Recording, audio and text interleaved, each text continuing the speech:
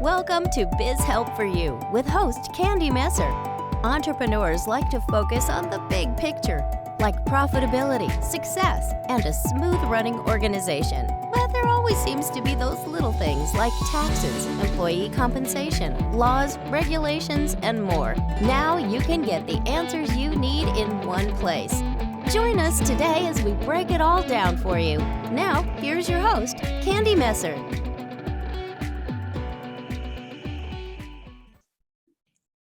Hello and welcome to Biz Help for You with Candy Messer. Thank you for joining us today.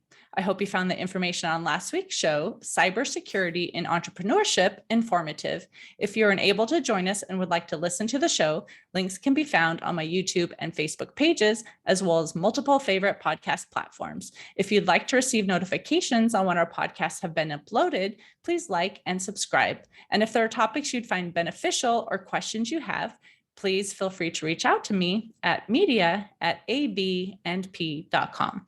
Now, let's learn a little bit about our guest today.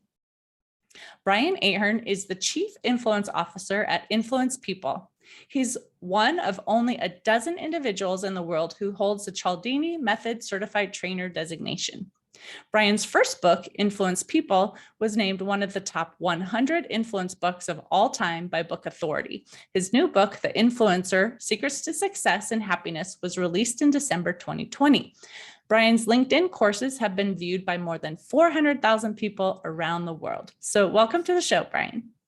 Thanks for having me back on, Candy.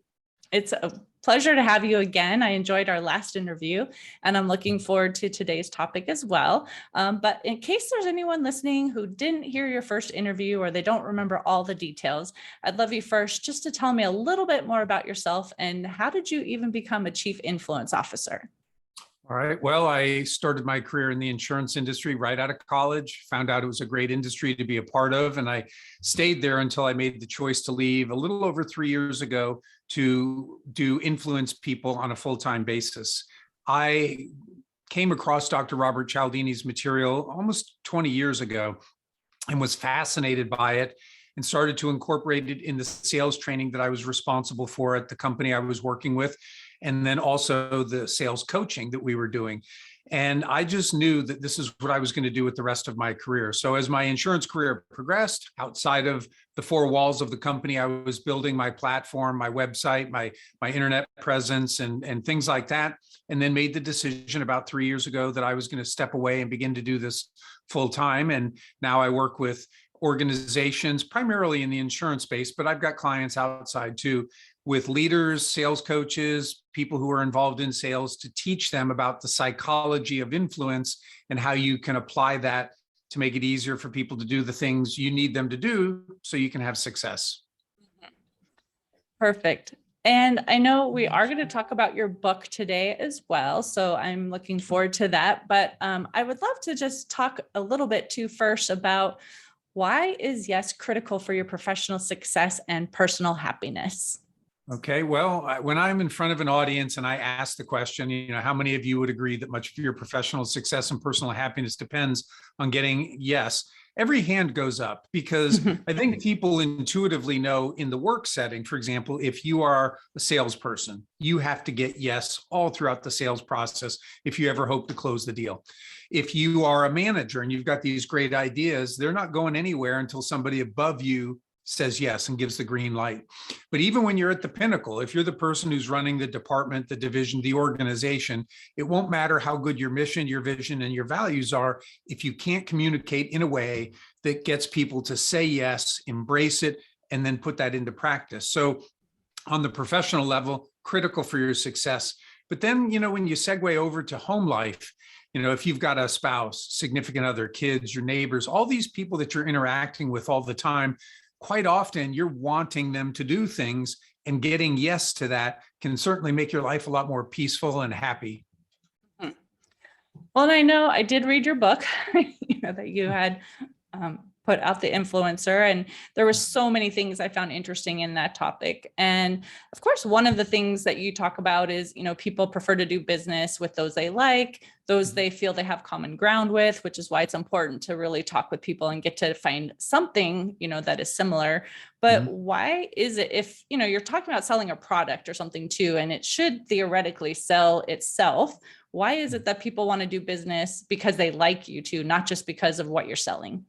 Well, we're not Dr. Spock, and we don't make decisions based on just pure logic and rationality. And that's been proven quite extensively in the field of behavioral economics. So when we understand that, then we have to say, how is it that people are making decisions? And most of our decisions are made on an emotional level.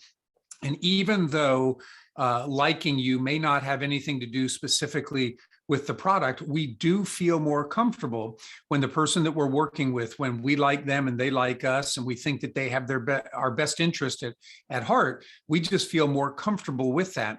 And so when we begin to recognize that, we have to accept not the world that we think should be, but the world as it is. And if getting to know and like people is going to make doing business easier, then we should probably focus on how can we do that in an ethical way. Right. And not in a way like pretending to really like the person just so you can get a sale, but really finding common ground and developing that relationship.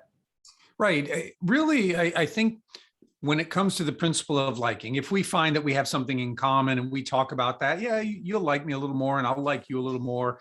If I find something worthy of a compliment, I pay that compliment, you feel good, the endorphins are flowing, and I think more highly of you. And certainly that can be the stepping stone to relationship. But what I always encourage people, and one of the stories within the book is, don't spend your time trying to get people to like you, because then you come across sometimes desperate. But really focus on, what can I do to come to like this person that I'm with?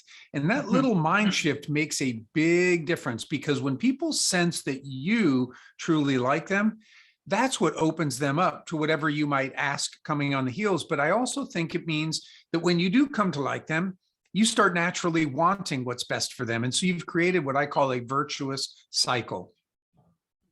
That's true. And I think it takes the focus off yourself too. Like, well, I want them to like me. What do I have to do for them to like me? But if you're like, no, I just need to like them, and then whatever the result is, right? But you're not focused on yourself.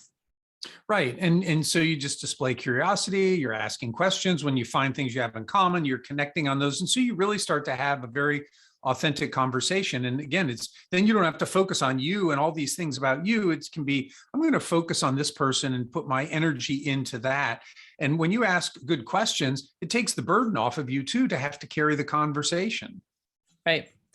And I know you've also said, which sometimes might sound counterintuitive, that the customer is not always right. So why do you say that? And why is it that you're saying that someone needs a good salesperson?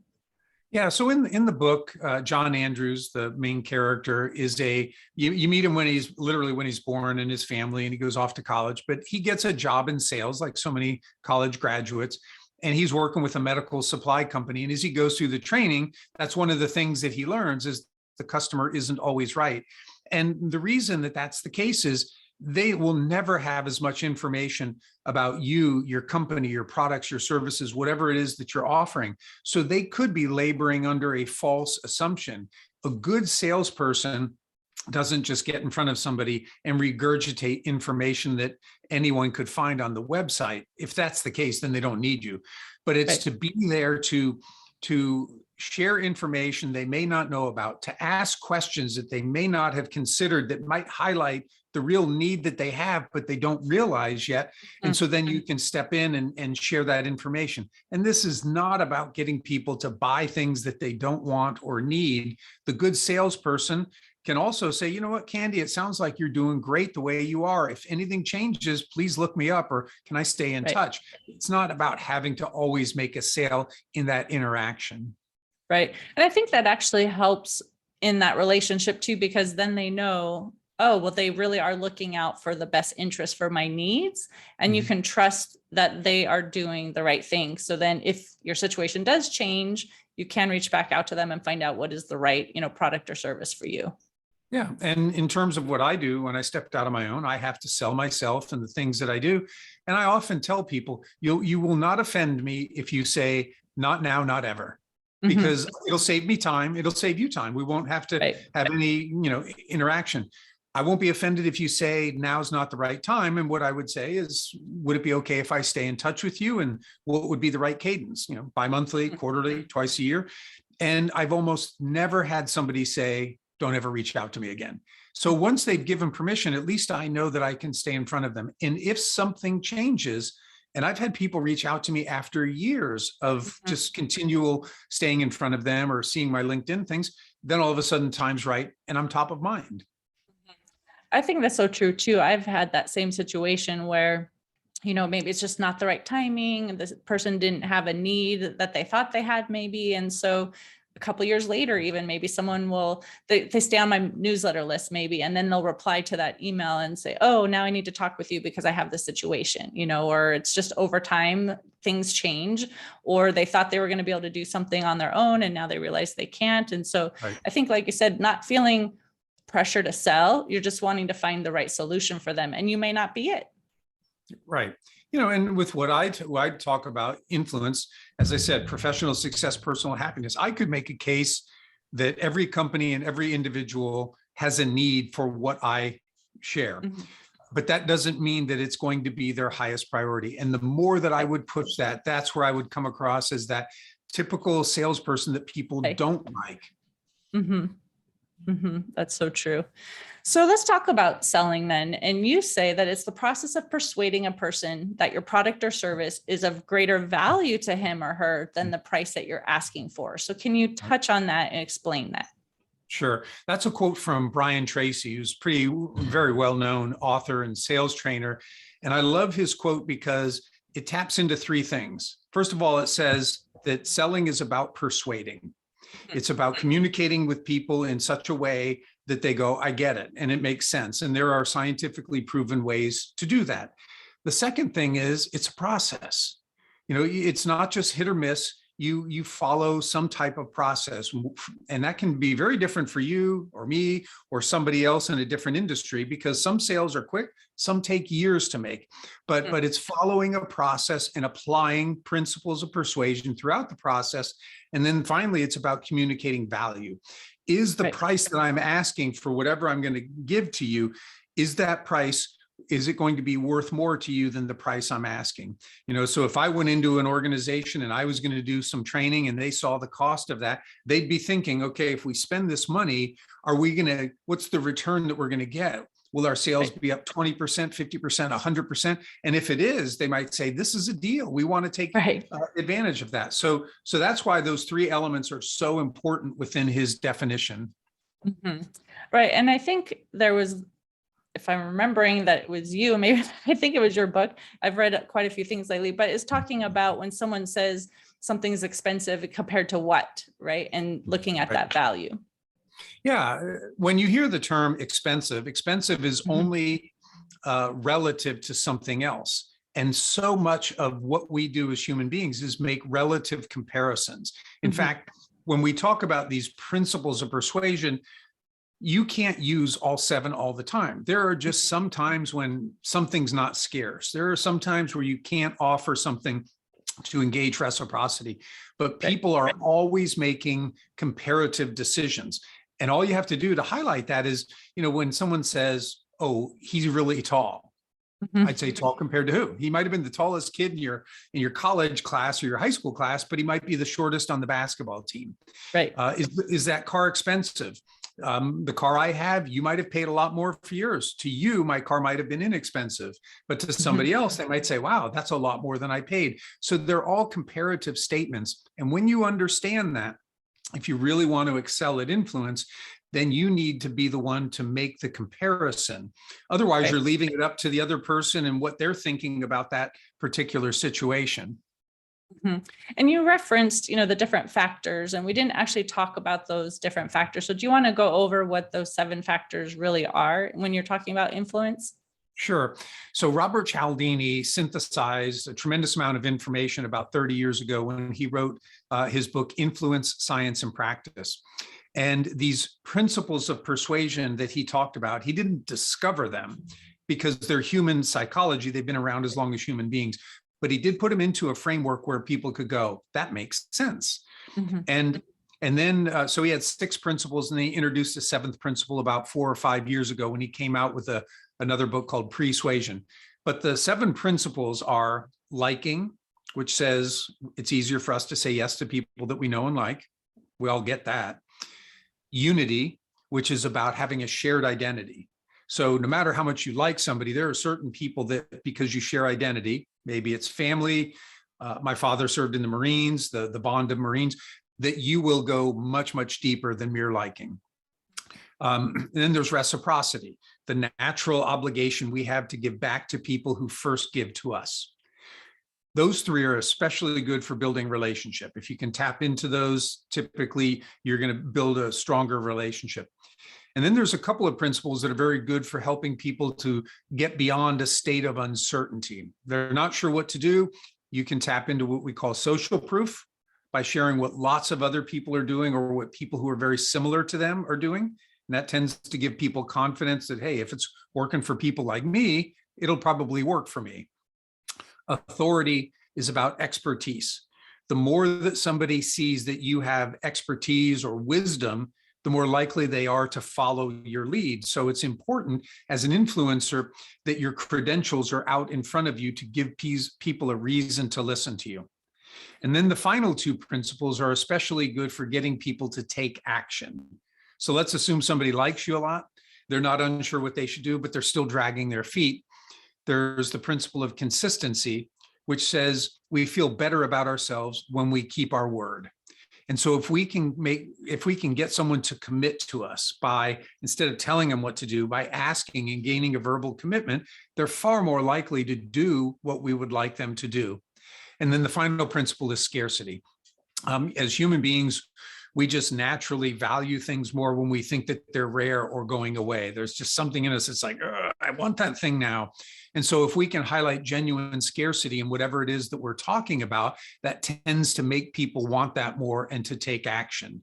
So those are encapsulated, the 7 principles. Mhm. Perfect.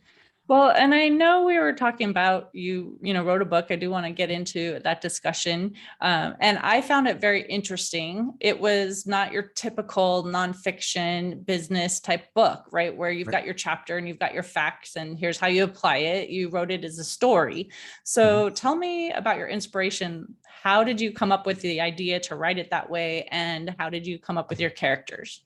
Well, I realized that my first book, which is heavy on the influence and business, there are some people who won't pick up a psychology/business book. There are certainly a lot of people who will never pick up a sales book. That was my second book. So because I'm passionate about getting the word out on this, I decided I would write a business parable. I'd read many others. I liked the genre. I'd never tried to write anything like this. So it was a stretch for me to do this.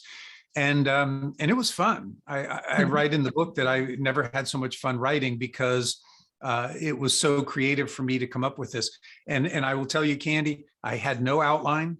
I didn't know how it was going to start, how it was going to end. I literally was making it up as I went.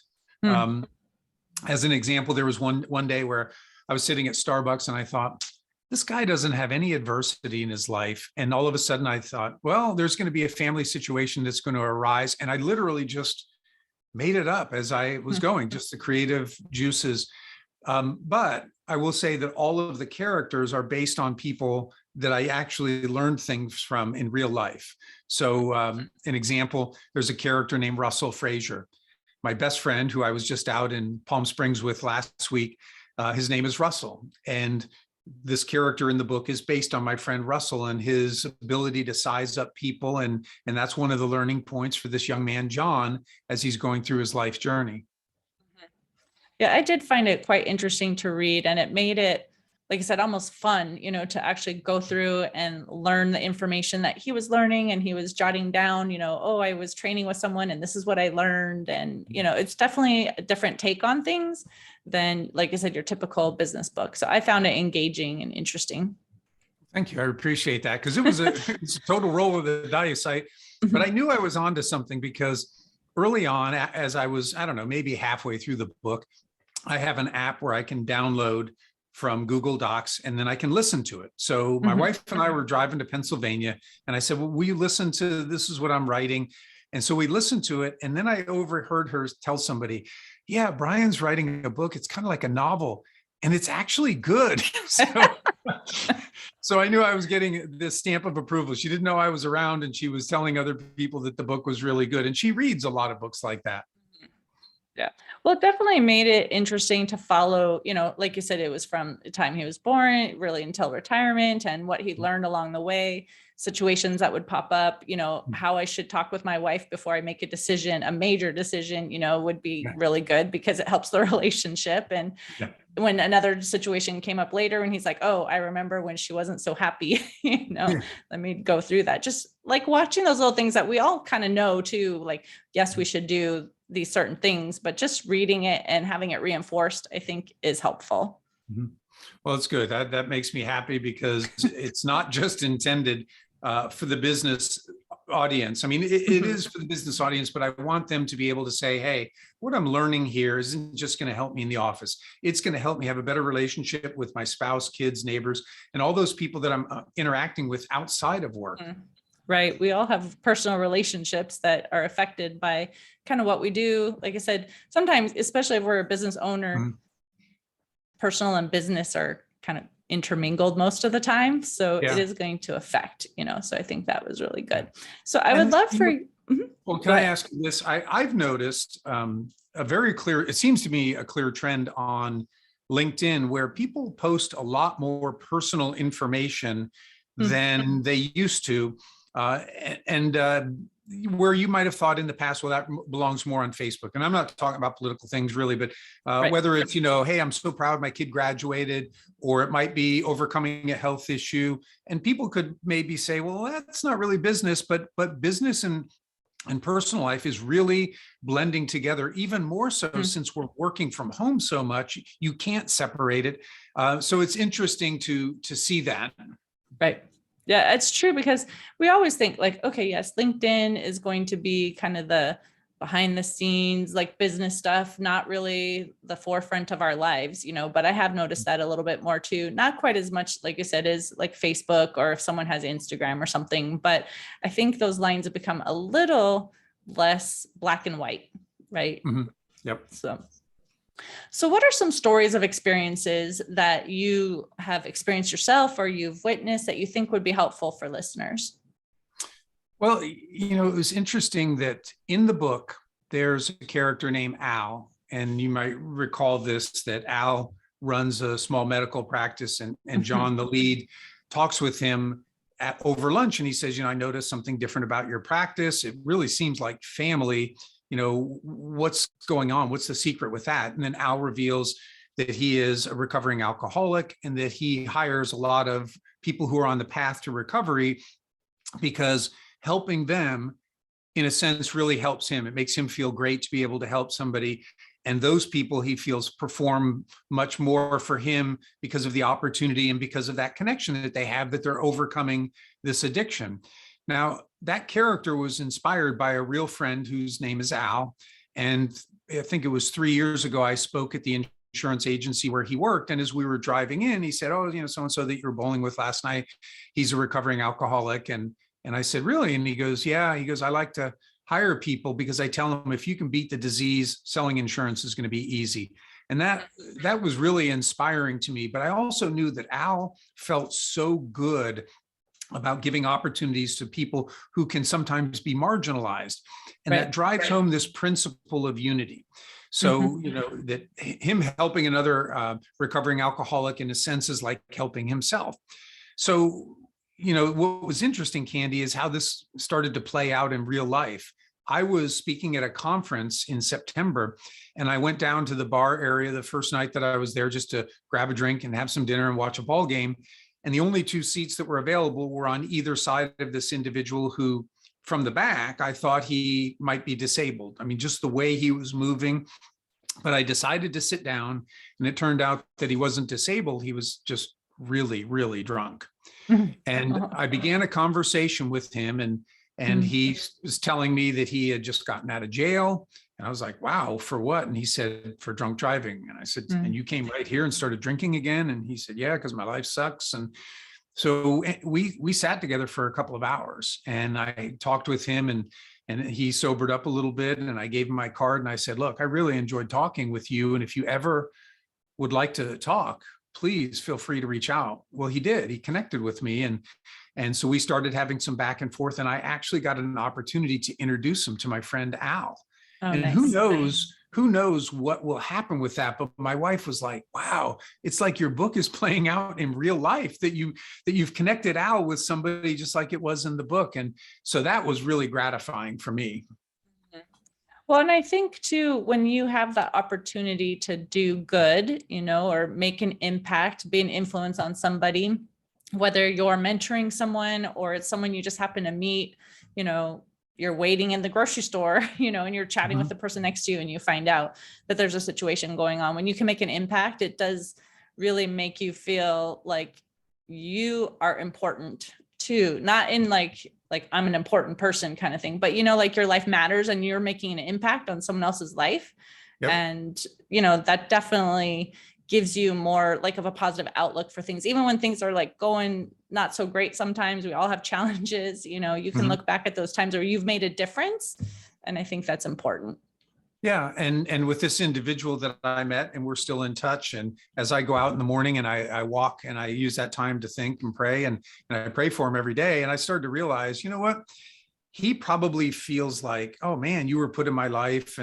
But I also look and say, you were put in my life, because I will never forget that interaction. And I believe God was in the middle of it. And it made me feel wonderful to be used in that way. I didn't step out to get anything from it, but in the end, I got a lot from it. Right. And that kind of goes back to reciprocity too, even though we were talking reciprocity before in terms of like, I'm helping you and you're going to help me. And it's just kind of a natural thing that occurs. It's not really always planned, like in some situations, right? Like in that situation, you got something back, even though that wasn't necessarily what, if someone from the outside was looking at, they might be like, oh, you're helping him, right? You're helping him get on a better path, but he had something to give back to you as well. So I think we all have things to share with each other. It may not always be obvious. And so sometimes it takes having time with that person to build that relationship for them to even like open up and share. Yep. Well, and in the book that gets highlighted too, you'll recall the neighbor whose name is Bud, and John recognizes that his neighbor seems to get more joy out of the happiness of his friends and neighbors than he does from his own good fortune. And so when he has the conversation and he asks about that, Bud lets him know that, that he realized long ago that in giving, he felt joy. And that was the reward. It wasn't what he was going to get from the other person. It was the reward that he got to feel the joy. And he started to recognize my joy can be unlimited because I always have opportunity to give and help and do things. And that's a real aha moment for the character John in the book. And I think that also just makes you think about, let's just be aware of who's around us or situations that are around us, because there are things around us frequently, probably, where we could kind of insert ourselves and build that relationship and maybe make a difference. But sometimes if we're so busy or people are on their phones all the time or, doing things, they're missing opportunities. Yeah, I agree. I think the opportunities are endless if we're willing to look up. And I often use the example where I would ask people in an audience how many have bought a new car, and then the hands go up, and I say, did you experience this in the days and weeks after you bought your car? You felt like you saw it everywhere on the road, and they all laugh because they know that they felt that. And we realized people didn't rush out to buy our car, but our focus changed. We began to notice something that had been there all along. And I think when we look up and we start looking around, we will begin to see that there is an unlimited opportunity for us to help other people. And we can't go into it saying, well, I'm not going to help you if you don't help me. It's, you start to realize that joy is what you get out of it. Right. Exactly. And when you're feeling low, the people have said this too, when you're feeling down or things just aren't going your way, when you can actually step out of that and go like volunteer or do something, you'll find that you all of a sudden are feeling so much better. So it's definitely, it's worth the effort. Absolutely. So I know we're coming close to the end of the time we have for the interview. So I would love for you to share any offer that you have for our listeners. Well, obviously, I would love for people to go pick up the book. It's available on Amazon in paperback and Kindle. My other books are also available there too. So if you say, hey, I want the more hardcore psychology/business book, Influence People, the book is out there too, as well as the Persuasive Selling book. And I would just encourage people to reach out to me and connect with me on LinkedIn. I will connect with everybody. I will ask you how you found me, because I like to know why people are reaching out. But I think it's important for us, if somebody took the time to listen to your podcast, Candy, and they liked what I said, they deserve that if they reach out to me, that I not only connect with them, but I give them a little bit of time in terms of my interaction. Well, and I definitely would say, if you want to have an interesting book that's not your typical, just here are the facts and here's how to implement it, get your book and read the story. It definitely is an interesting read, and you'll learn a lot. There's lots of tips, things we didn't even talk about yet today, that you can pick up from there. So I think anyone who picks it up is really going to enjoy your book, Brian. Thank you. I appreciate that. Sure. So is there any other way you want people to connect with you, or is LinkedIn the main kind of format you prefer? LinkedIn is the main format where we'll have back and forth interaction. Certainly people can go visit my website, which is influencepeople.biz. And if they go out there, I've been on, well over 100 podcasts, which they can check those out. I've got a lot of videos. There's all kinds of information that's available there. There are also links to the courses I've done with LinkedIn Learning. So lots of information available there. Great. Well, thank you so much, Brian, for being a guest again on my show. I really appreciated having you, a second time and sharing your wisdom with us. Well, it was my pleasure, Candy. I really appreciate you having me back on and giving me an opportunity to share a little bit about the book. Sure, no problem. And I do want to thank the listeners too. Thank you for joining us. And I hope you found this topic interesting and that it answered some questions on his book, The Influencer: Secrets to Success and Happiness. If you have any additional questions or comments, again, be sure to reach out to Brian on LinkedIn, or you can send us a message at abmedia@abandp.com. And would you please share our show with those you know? I'd greatly appreciate your support. I hope you can join us for next week's topic, financial clarity for a successful business. And please remember, you can connect with us on Twitter, Facebook, and LinkedIn. And my website is abandp.com. Don't forget, you could also find the podcast posted on multiple favorite podcast platforms, including Google, TuneIn, Stitcher, iHeartRadio, and Spotify. Until next time, have a great week.